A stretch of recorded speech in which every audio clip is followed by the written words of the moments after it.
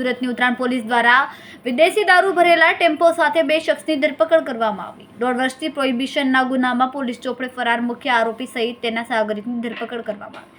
રૂપિયા 2 લાખની કિંમતનો વિદેશી દારૂ જપ્ત કરવામાં આવ્યો। આરોપી નારાયણસિંહ ઉર્ફ નરેન્દ્ર ચૌહાણ અને તેના સાગરીત સરોજ લલન પ્રસાદની ધરપકડ કરવામાં આવી। વિદેશી દારૂનો જથ્થો, 3 મોબાઈલ ફોન સહિત રોકડા મળીને 3.4 લાખની મત્તાનો મુદ્દામાલ જપ્ત કર્યો।